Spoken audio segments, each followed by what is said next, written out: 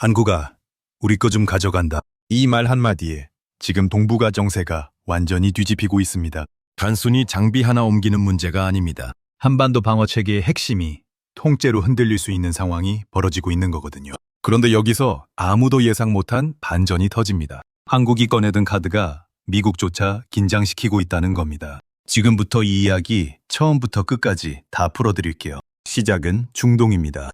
최근 중동 긴장이 급격히 고조되면서 미국이 전 세계에 배치된 방공 자산을 대규모로 재배치하려는 움직임을 보이고 있습니다. 패트리어트, 사드, 이지스함까지 중동 쪽으로 끌어모으고 있는 상황인데요. 그 과정에서 한국에 배치된 사드 포대 일부를 중동으로 이동시키겠다는 이야기가 나오기 시작했습니다. 미국 입장에서는 전략적 재배치지만 한국 입장에서는 방어망에 구멍이 뚫리는 문제거든요. 야후 재팬에서 이 소식이 올라오자마자 반응이 폭발했습니다. 베스트 댓글 1위는 좋아요가 12,000개가 넘었는데 결국 미국은 자기 필요할 때만 쓰고 버리는구나. 이 한 줄이었습니다. 2위는 좋아요 9,000개가 넘으면서 한국은 이제 진짜 시험대에 올랐다 였고요. 그 아래로 이거 일본도 남의 일이 아니다. 주일미군도 같은 상황 생기면 어떡하냐는 반응들이 줄줄이 달렸습니다. 일본인들이 자기 나라 걱정을 꺼내기 시작했다는 게 포인트입니다. 그런데 여기서 중국 반응이 더 재밌습니다. 거 봐라. 내가 그거 설치하지 말랬지. 중국 쪽에서 이런 반응이 쏟아졌습니다. 사드가 처음 한국에 배치될 때 중국이 그렇게 반발하고 경제보복까지 했잖아요. 그 당시에 미국이 당신들 위해서 사드 배치하는 거 아니다. 결국엔 자기네 필요할 때 가져간다. 고 경고했던 거거든요. 그게 지금 현실이 되고 있으니까 그것 봐라 하는 거죠. 실제로 중국 소셜미디어에는 우리 말이 맞았다. 한국은 미국한테 이용만 당하고 있다는 반응이 넘쳐났습니다. 그리고 북한이 타이밍을 기가 막히게 맞췄습니다. 남조선 갓나 새끼들.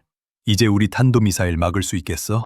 북한이 사드 이동 이야기가 나오는 시점에 딱 맞춰서 동해상으로 탄도미사일 여러 발을 발사했습니다. 일본 방위성 발표 기준으로 일본 배타적 경제수역 바깥에 떨어졌지만 명백한 무력 시위였죠. 메시지가 분명했습니다. 방어막 구멍 났지? 봐봐. 이거였거든요. 일본 방위 전문가 커뮤니티에서는 이 타이밍 자체를 굉장히 심각하게 봤습니다. 북한이 정보를 미리 파악하고 있다는 증거 아니냐는 댓글까지 올라왔습니다. 자, 여기까지가 위기의 구도였습니다. 미국이 빼가고 중국이 비웃고 북한이 도발하는. 그런데 지금부터 반전 시작됩니다. 한국이 꺼낸 카드 첫 번째 반전입니다. 아이씨 됐다 이제. 어쩌지 할 줄 알았냐 이것들아? 한국이 꺼낸 게 바로 LSAM입니다. 장거리 지대공 미사일 체계. 영어로 LSAM이라고 부르는 이 시스템이 사드의 빈자리를 채울 카드로 급부상하고 있습니다. 그냥 국산 미사일이 아니라 사드급 이상을 노리고 설계한 요격 시스템이거든요. 그런데 이 시점에서 많은 분들이 이렇게 생각하시잖아요. 우리 미사일 속도가 마하 5가 넘는데 국산으로 막을 수 있겠어? 여기서 첫 번째 반전 포인트가 터집니다. 속도에 관한 겁니다. 한국은 이미 2023년에 마하 체르급 표적 미사일 요격 시험을 성공시켰습니다. 단순히 이론이나 시뮬레이션이 아닙니다. 실제 실험에서 극초음속에 가까운 목표물을 실제로 요격해봤다는 겁니다. 마하 7이면 초당 이동거리가 2.4km입니다. 그걸 맞췄다는 거거든요. 야후 재팬에서 이 실험 결과가 소개되자마자 반응이 달라졌습니다. 한국 기술 생각보다 훨씬 빠르게 올라오고 있다. 이거 일본도 긴장해야 하는 거 아닌가? 이런 댓글들이 올라왔고요. 일본 방산 관련 커뮤니티에서는 우리가 개발 중인 시스템보다 한국이 먼저 실용화 단계에 들어가는 거 아니냐는 위기감 섞인 반응도 나왔습니다. 실제로 일본은 지금 이지스 어쇼얼 배치 계획이 취소된 이후로 대체 방공 시스템 확보에 상당한 어려움을 겪고 있거든요. 그 상황에서 한국이 독자적인 고고도 요격 시스템을 완성해 가고 있다는 게 일본 입장에서는 굉장히 복잡한 감정이 드는 부분입니다. 두 번째 반전입니다. 기술의 반전입니다. 국산이면 정밀도가 떨어지는 거 아니야? 이 질문에 대한 답이 충격적입니다. LSAM의 핵심 기술은 자세 제어 기술입니다. 쉽게 설명하면 미사일이 날아가면서 목표물의 움직임에 따라 방향을 실시간으로 바꿀 수 있는 능력이에요. 그게 100% 국내 독자 기술로 구현됐다는 겁니다. 왜 이게 중요하냐면요. 북한 미사일이 최근에 변칙 기동을 엄청나게 많이 하거든요. 그냥 쭉 날아오는 게 아니라 중간에 방향을 바꾸고 고도를 바꾸면서 요격을 피하려는 기동을 합니다. 그걸 끝까지 추적해서 맞출 수 있는 구조가 자세 제어 기술이에요. 그리고 한국이 그걸 자기 기술로 만들었다는 거죠. 일본 커뮤니티에서 이 부분이 소개되자 반응이 확 바뀌었습니다. 한국은 이미 독자 방어 체계를 만들고 있는 것 같다. 미국 없이도 어느 정도 대응 가능한 수준 아니냐. 이런 반응이 상위 댓글로 올라왔습니다. 그리고 여기서 잠깐 한 가지 더 짚고 넘어가야 합니다. 일본 방위 전문가가 실제로 기고한 분석글이 있는데요. 요지가 이겁니다. 한국의 방위 산업 성장 속도는 일본 방위성 내부 추산치를 이미 상회하고 있다. 특히 미사일 유도 기술 분야에서 한국이 독자적인 기술 체계를 완성할 경우 동북아 방산 시장의 판도가 근본적으로 바뀔 수 있다. 일본 전문가가 일본 독자들한테 이 말을 하고 있다는 게 포인트입니다. 여기서 여러분한테 한번 물어볼게요. 사드 일부 철수. 여러분은 이게 위기라고 보세요? 아니면 기회라고 보세요? 댓글에 솔직하게 한번 남겨보세요. 이거 진짜 의견 갈리는 부분이거든요. 세 번째 반전입니다. 이게 가장 큰 반전입니다. 사드 빠지면 그냥 끝 아니야? 아닙니다. 오히려 기회의 문이 열리고 있다는 겁니다. 지금 한국은 LSAM-2 개발에 이미 들어간 상태입니다. LSAM-2는 요격 고도가 대폭 올라갑니다. 사실상 사드가 커버하던 고고도 영역과 겹치는 구간까지 커버하게 되는 구조예요. 완전히 국산으로 고고도 방어망을 완성한다는 의미입니다. 이게 왜 게임 체인저냐면요. 지금까지 한국이 미제 사드를 운용하는 동안은 기술 이전이나 수출에 미국의 승인이 필요했습니다. 미국 기술이 들어가 있으니까요. 그런데 100% 국산 체계가 완성되면 얘기가 완전히 달라집니다. 누구 허락받을 필요 없이 우리가 원하는 나라에 수출할 수 있게 되는 거거든요. 이거 수출 가능해지는 거 아니야? 맞습니다. 이미 중동 국가들이 한국 방공 시스템에 상당한 관심을 보이고 있습니다. 실제로 천궁이 아랍에미리트에 수출된 사례도 있잖아요. 이게 시작점이었거든요.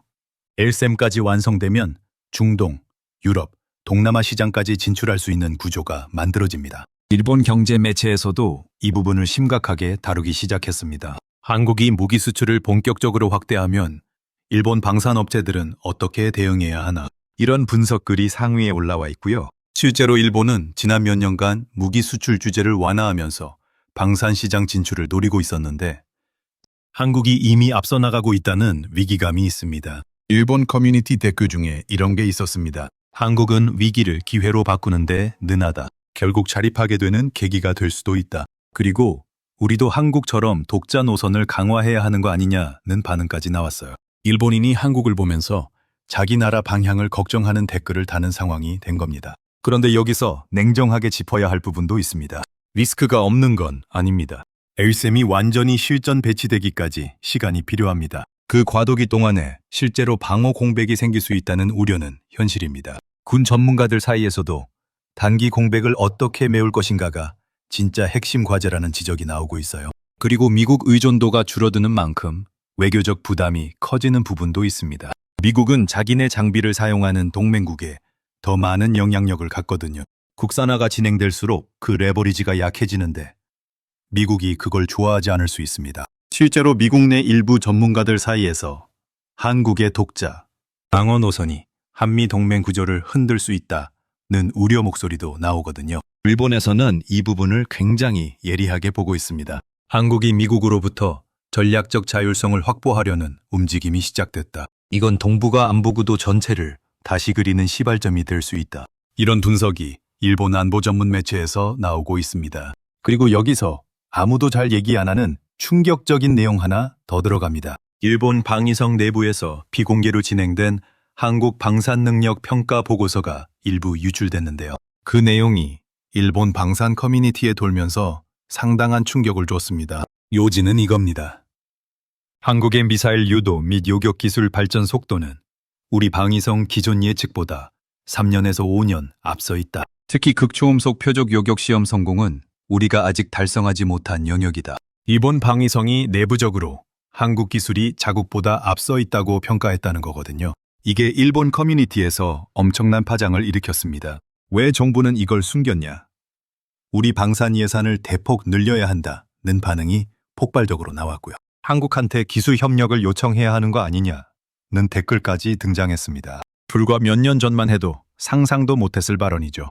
전체 흐름을 한번 정리해 봅니다. 미국은 중동 때문에 급해졌고 글로벌 방공망을 재조정하고 있습니다. 그 과정에서 한국 자산을 건드렸어요. 중국은 예상대로다 하면서 비웃고 있고 북한은 틈을 타서 도발했습니다. 일본은 예상보다 훨씬 빠른 한국 기술 성장에 내부적으로 긴장하고 있고요. 그런데 한국은 우리 기술로 채우면 된다.